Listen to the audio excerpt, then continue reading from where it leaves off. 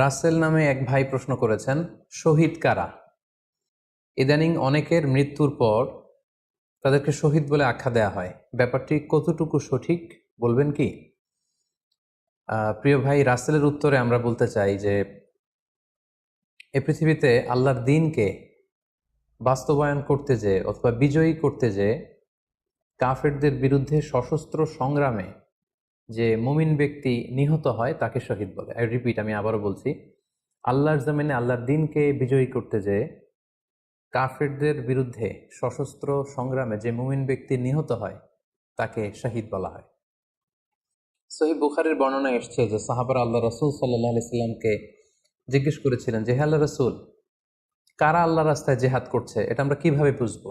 তার উত্তরে আল্লাহর হাবিব সাল্লাল্লাহু আলাইহি সাল্লাম বলেছিলেন, মান কাতালা লিতাকুনা কালিমাতুল্লাহি হিয়াল উলিয়া ফাহুয়া ফি সাবিলিল্লাহ। যে ব্যক্তি আল্লাহর দ্বীনকে, আল্লাহর বিধানকে কিংবা আল্লাহর আইনকে বাস্তবায়নের জন্য, আল্লাহর দ্বীনকে বিজয়ের জন্য যে সংগ্রাম করে যাচ্ছে সেই আল্লাহর রাস্তায় আছে। আর সে আল্লাহর রাস্তায় থাকা অবস্থায় যদি কেউ মৃত্যুবরণ করে বা নিহত হয় তাকেই ইসলাম শহীদ বলে ঘোষণা করেছে। তবে সেক্ষেত্রে একটি শর্ত রয়েছে, সেটি হচ্ছে দুন আগারাদিন মিন আগারাদিদ দুনিয়া। দুনিয়ার কোনো কারণে, দুনিয়ার কোনো লোভে পড়ে, দুনিয়ার কোনো স্বার্থের জন্য যদি কেউ আল্লাহ রাস্তায় জেহাদ করে মৃত্যুবরণও করে, সে শহীদের কোনো মর্যাদা বাদাম আল্লাহ তাআলার কাছে নেই।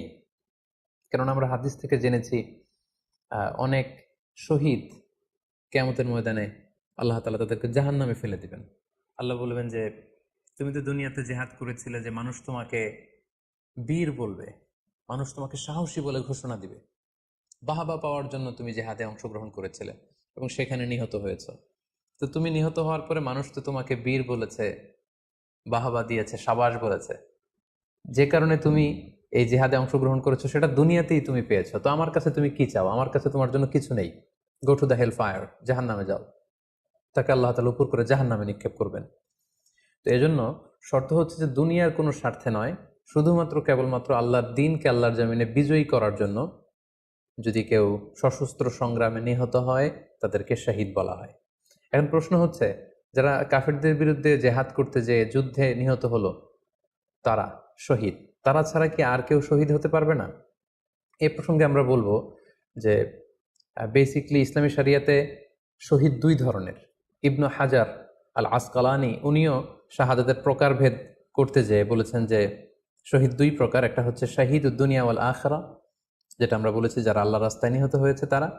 আরেকটা হচ্ছে শাহিদুল আখরা, যারা দুনিয়াতে আল্লাহর রাস্তায় নিহত হয়নি কিন্তু পরকালে তারা শাহাদাতের মর্যাদা লাভে ধন্য হবে।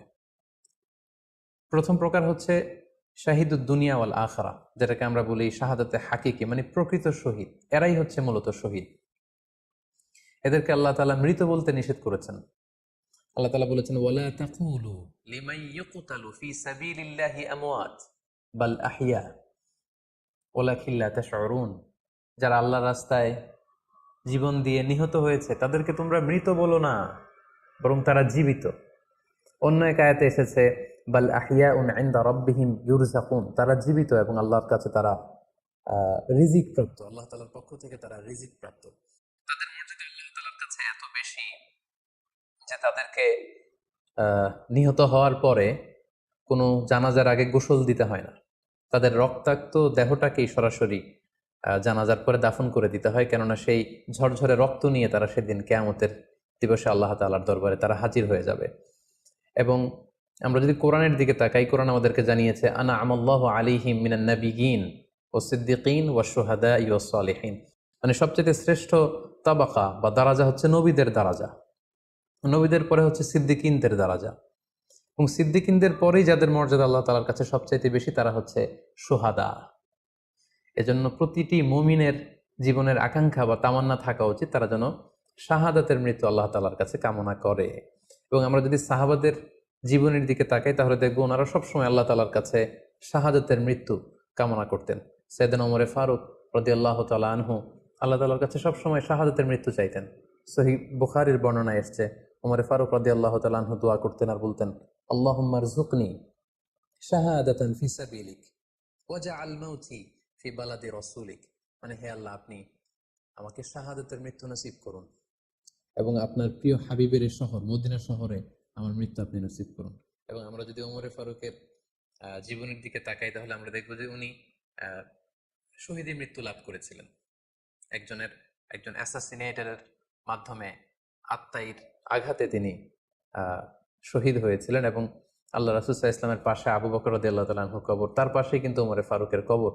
তার মানে মদিনাতেই তিনি আহ আল্লাহ রাসূল সাল্লাল্লাহু আলাইহি ইসলামের পাশে মৃত্যুবরণের পরে শোয়ার সৌভাগ্য তিনি অর্জন করেছেন।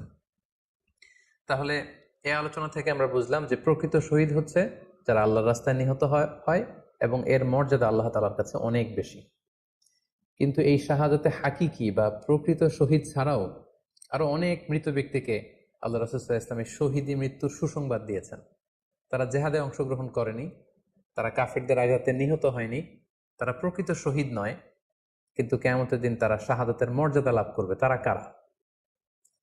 এ ব্যাপারে আমরা সহিহ মুসলিমের একটি হাদিস এখানে উল্লেখ করতে চাই, যেখানে আল্লাহ রাসূল সাল্লাল্লাহু আলাইহি সাল্লাম সাহাবাদেরকে জিজ্ঞেস করেছেন, মা তাউদ্দুনা শাহিদা ফিকুম, ওহে সাহাবারা, তোমরা কাদেরকে শহীদ বলে মনে করো? সাহাবারা বললেন, যারা আল্লাহর রাস্তায় নিহত হয় তারা শহীদ। তখন আল্লাহ রাসূল সাল্লাল্লাহু আলাইহি সাল্লাম বললেন, ইন্না শুহাদা উম্মতি ইদান লাকালিল, এরকম হলে তো আমার উম্মতের মধ্যে শহীদদের সংখ্যা একেবারে কম।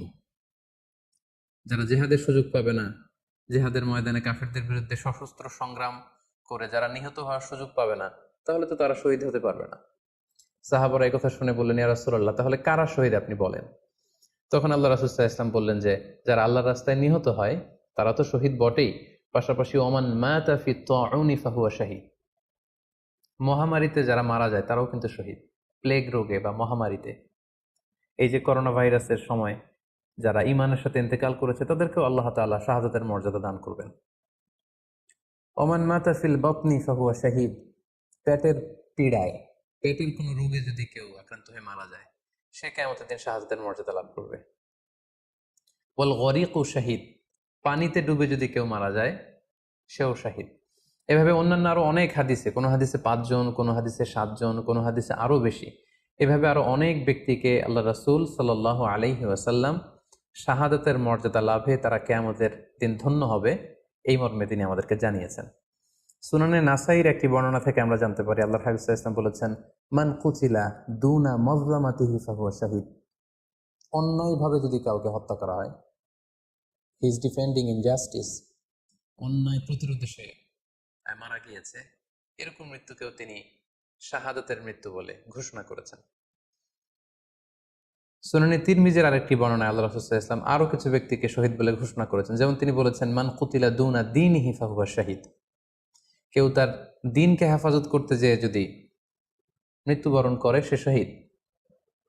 ওমান কুতিলা দুনা দামিহি ফাহুয়া শাহীদ, নিজের রক্ত বাঁচাতে যেয়ে যদি কেউ মৃত্যুবরণ করে শহীদ। তার সম্পদ বাঁচাতে যেয়ে যদি মৃত্যুবরণ করে সে শহীদ। তার ফ্যামিলিকে সেভ করতে যেয়ে কেউ যদি মৃত্যুবরণ করে সেও শহীদ। তার সম্মান, ইজ্জত, তার স্ট্যাটাসকে বাঁচাতে যেয়ে যদি কেউ মৃত্যুবরণ করে সেও শহীদ। আরেক বর্ণনায় আমরা জানতে পারছি, আল্লাহ রাসূল সাল্লাল্লাহু আলাইহি ওয়াসাল্লাম বলেছেন, ওয়াসাহিবুল হাদমি ফাহুয়া শাহীদ, অর্থাৎ ধ্বংসস্তূপের নিচে চাপা পড়ে যদি কেউ মারা যায় বা কোনো দেয়ালের নিচে চাপা পড়ে যদি কেউ মারা যায় সে শহীদ। ওয়াসাহিবু যাতিল জানবি শাহীদ, অর্থাৎ ফুসফুসের কোনো রোগে, লেটসে লাং ক্যান্সারে যদি কেউ মারা যায়, ফুসফুসের কোনো ভয়ানক রোগে যদি কেউ মারা যায় সে শাহীদ, শহীদের মর্যাদা পাবে। আল হারিকু শাহীদ, আগুনে পুড়ে যদি কেউ মারা যায় সেও শহীদ। ওয়াল মারআতু তামুতু বিজুমঈন শাহীদ, বাচ্চা পেটে ধারণ করেছে, অর্থাৎ গর্ভবতী মা যদি এই প্রেগনেন্সির কারণে কিংবা বেবি ডেলিভারি করতে যেয়ে যদি মারা যায় সেও কিন্তু শহীদদের কাতারে দাঁড়াবে। এভাবে আমরা বিভিন্ন হাদিসের আলোকে এবং আল্লাহ রাসূল সাল্লাল্লাহু আলাইহি ওয়াসাল্লামের সুসংবাদ বাণীর আলোকে আমরা বুঝতে পারি যে আল্লাহর রাস্তায় যারা জিহাদ করে আল্লাহর দ্বীনকে বিজয়ী করতে যে মৃত্যুবরণ করেছে তারা হচ্ছে প্রকৃত শহীদ। তাদের মর্যাদা আল্লাহ তাআলার দরবারে অনেক অনেক বেশি। কিন্তু এই শহীদ ছাড়াও আরো অনেক ধরনের মৃত্যুকে আল্লাহর হাবিব সাল্লাল্লাহু আলাইহি ওয়াসাল্লাম শাহাদাতের মৃত্যুর সাথে ঘোষণা করেছেন। সো যারা জেহাদে মারা গেল তারাই শহীদ, বাকিদেরকে শহীদ বলা যাবে না, এই কথাটি ঠিক নয়। বরং আল্লাহ রাসূল সাল্লাল্লাহু আলাইহি ওয়াসাল্লাম নিজেই চেয়েছেন, তিনি বলেছেন যে তোমরা যদি শুধু এই এক শ্রেণীকে শহীদ বলো তাহলে তো আমার উম্মতের মধ্যে শহীদের সংখ্যা একেবারে কম। আর আমি চাই আমার উম্মতের মধ্যে থেকে অনেক সংখ্যক লোক এই শাহাদাতের দরাজা, এই মর্তবা, এই মর্যাদা লাভ করে ধন্য হোক। তাই আমরা যে কেউ একটি বর্ণনার কথা বললাম, এছাড়াও আরো অনেকগুলো বর্ণনা আছে। এই ধরনের মৃত্যু যারা বরণ করেছে, লেটসে পানিতে ডুবে, আগুনে পুড়ে, পেটের পীড়ায়, নিজের সম্পদ বাঁচাতে যে, অন্যায়ের প্রতিরোধ করতে যে, সন্তান ভূমিষ্ঠ করতে যে, এরকম যত ধরনের মৃত্যু রয়েছে, এ ধরনের মৃত্যুকে আল্লাহ রাসূল সাল্লাল্লাহু আলাইহি ওয়াসাল্লাম শহীদী মৃত্যু বলেছেন। এবং কিয়ামত দিবসে এই সমস্ত লোকেরাও তারা শাহাদাতের মর্যাদা লাভে ধন্য হবে ইনশাআল্লাহ। আশা করি প্রশ্নের উত্তর আপনি পেয়েছেন। আল্লাহ তাআলা আমাদের সবাইকে সঠিকভাবে ইসলাম জানার, বোঝার এবং সে অনুযায়ী মানার তৌফিক দান করুক। হাযা মা ইনদি ওয়াল ইলমু ইনদাল্লাহ আলাইহি তাওয়াক্কালতু ওয়া ইলাইহি উনীব। ওয়াসসালামু আলাইকুম ওয়া রাহমাতুল্লাহি ওয়া বারাকাতুহু।